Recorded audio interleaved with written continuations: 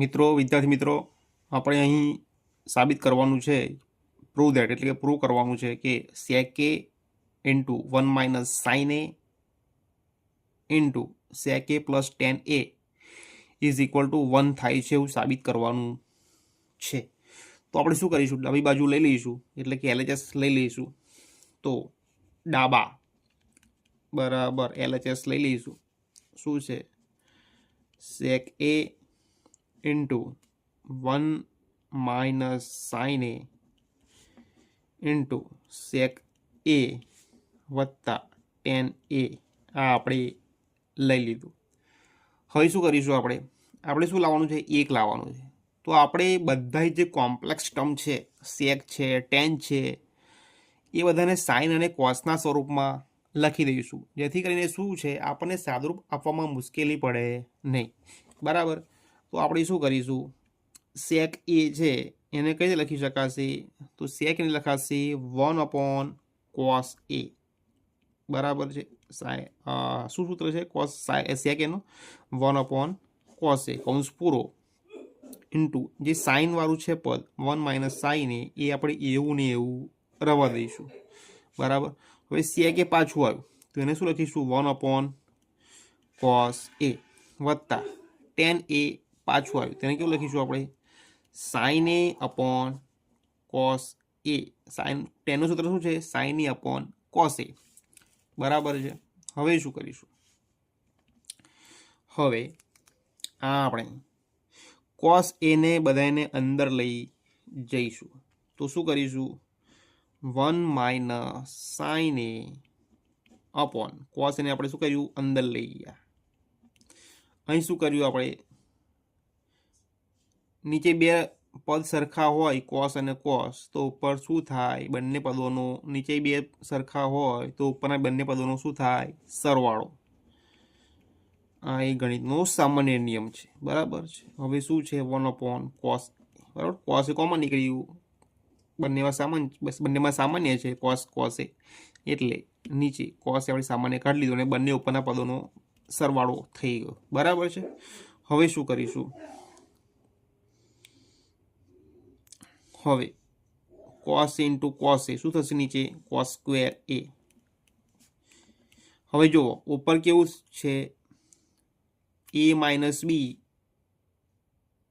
બરાબર a plus b. તો શું થશે a માઇનસ b વત્તા a પ્લસ b. તો આપણો નિયમ શું છે a square minus b square.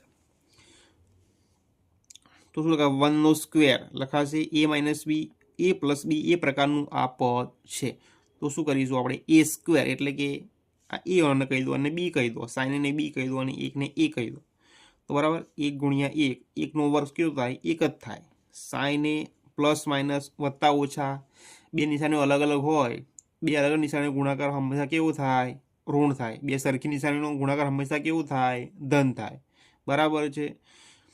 હવે જો sine A into sine A sine square A 1 minus sine square A upon cos square A. હવે 1 માઇનસ સાઇન સ્ક્વેર શું થાય આપણે ખબર છે, કોસ સ્ક્વેર પ્લસ સેક.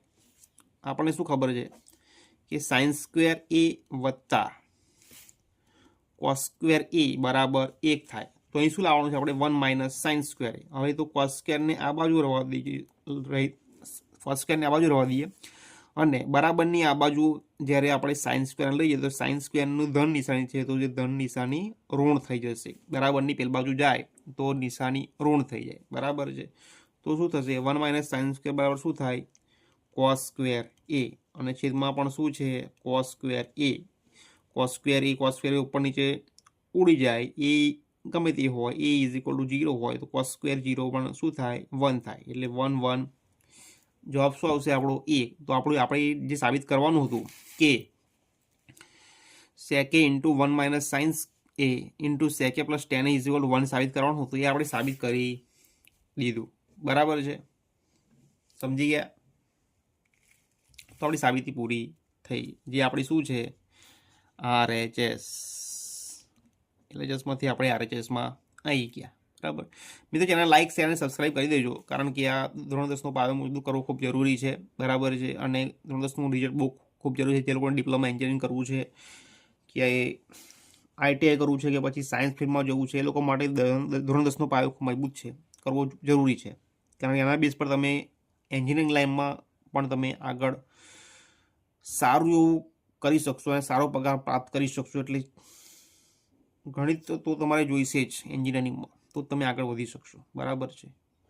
ચલો મિત્રો, મળી છે ચેનલ લાઇક શેર અને સબસ્ક્રાઈબ કરી દેજો. જે મિત્રો ધોરણ 10માં ભણતા હોય એમની સાથે વિડીયો લાઇક કરાવી દેજો અને શેર પણ કરી દેજો અને સબસ્ક્રાઈબ પણ કરાવી દેજો. તમે પણ જોડે કરી નાખજો અને જોડેના બેલ આઇકન દબાવી દેજો. બરાબર છે.